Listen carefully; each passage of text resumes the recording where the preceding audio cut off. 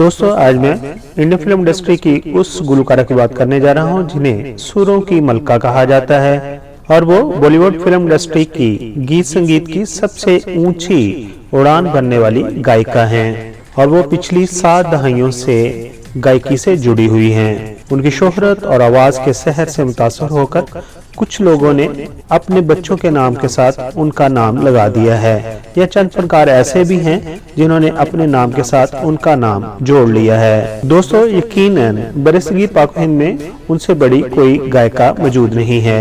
मैं बात कर रहा हूँ लता मंगेशकर की।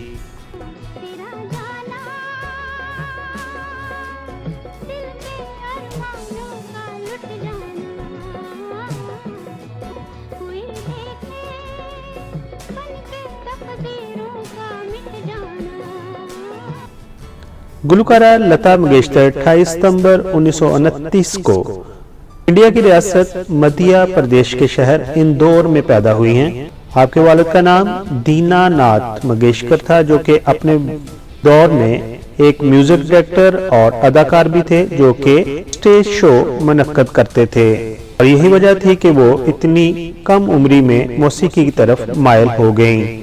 गुलकारा लता मंगेशकर की 2 बहनें हैं और 1 भाई है।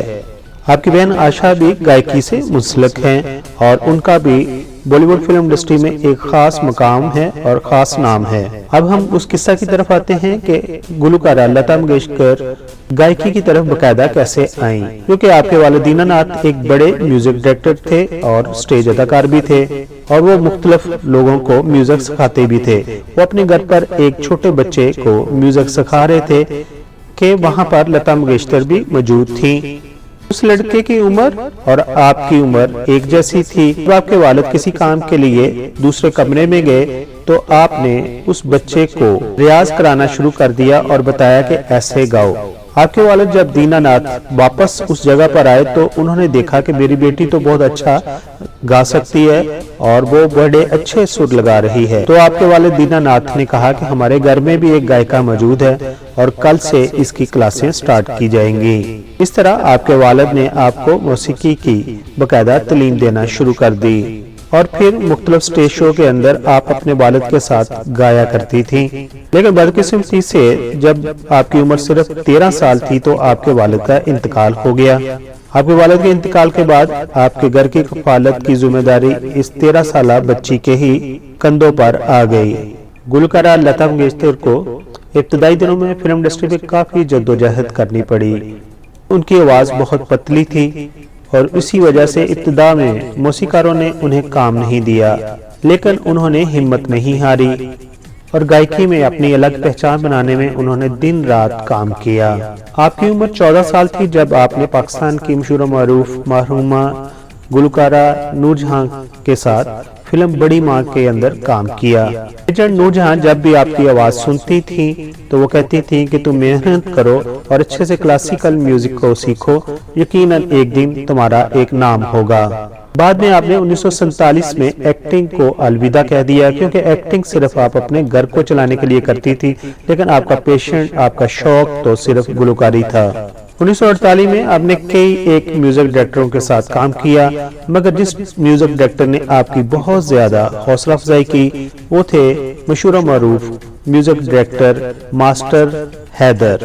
मास्टर हैदर ने उन्हें अपनी मौसीकी में वो रूज दिया जो कि बॉलीवुड फिल्म इंडस्ट्री में उनकी पहचान बना और फिर हर फिल्म उनकी आवाज के बगैर नामुकम्मल नजर आने लगी। याद रहे कि लता मंगेशकर को उनकी उर्दू ना अच्छी होने की वजह से एक दफा दलीप कुमार साहब ने कहा था तुम अच्छे से नहीं गा सकती क्योंकि तुम्हें उर्दू अच्छे से नहीं आती।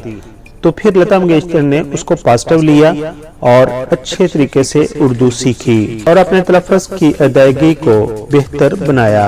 इब्तदाई दिनों में जिन मौसीकारों ने आपको हेल्प की उनमें मोहम्मद शफी का भी नाम शामिल है।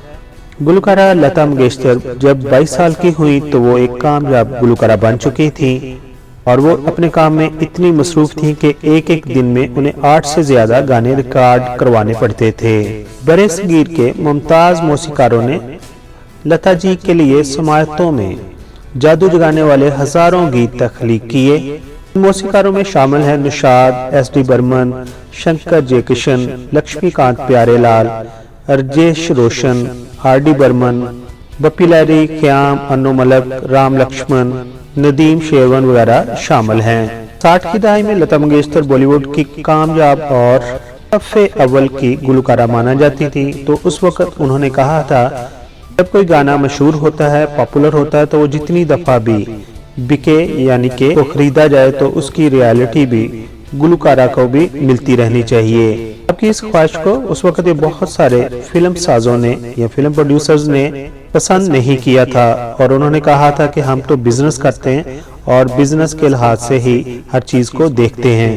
बॉलीवुड के मशहूर और मारूफ प्रोड्यूसर डायरेक्टर राज कपूर और यश राज चोपड़ा, ये दोनों ऐसे अजीम डायरेक्टर हैं जिन्होंने अपनी फिल्मों में सफ़े अव्वल की हीरोइनों को कास्ट किया है, मगर दोनों की हर दूसरी फिल्म में लता मंगेशकर ही उनकी पहली चॉइस रही हैं। दोस्तों, अपने तवील करियर में लता मंगेशकर ने 4 मरतबा फिल्म फेयर अवार्ड हासिल किया और 1971 में उन्होंने फिल्म फेयर की इंतजामिया से कह दिया था कि उन्हें अब ये अवार्ड ना दिया जाए और इसके लिए नामजद भी ना किया जाए। दोस्तों, गुलकारा लता मंगेशकर की बहन आशा भोसले भी बेहतरीन गुलकारा हैं और बॉलीवुड फिल्म इंडस्ट्री की मंजी हुई गायिका हैं।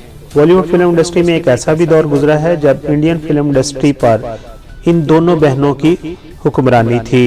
लता मंगेशकर ने 1976 से लेकर 1991 तक सबसे ज्यादा गाने रिकॉर्ड करवाए और उनका नाम गिनीज बुक ऑफ रिकॉर्ड में शामिल किया जा चुका है। आपके पसंदीदा गुलकारों में A.K. सहगल और मेहंदी हसन शामिल हैं।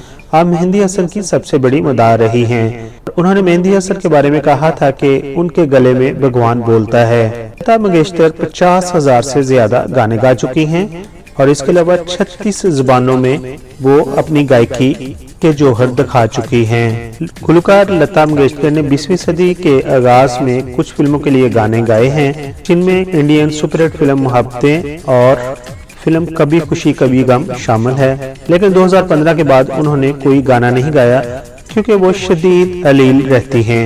यकीनन बॉलीवुड इंडस्ट्री में उन जैसी गायिका नहीं है और ऐसी आवाज सदियों में ही पैदा होती है।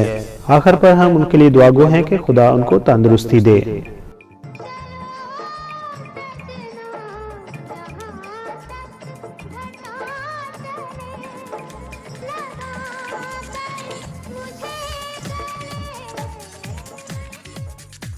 दोस्तों, दूसरे चैनल की तरह मैं शुरू में नहीं कहता कि मेरे चैनल को सब्सक्राइब कर दीजिए, लेकिन अभी आपने वीडियो मुकम्मल तौर पर देख ली है। अगर पसंद आई हो तो मेरे चैनल को सब्सक्राइब कर दीजिए। आपका बहुत बहुत शुक्रिया।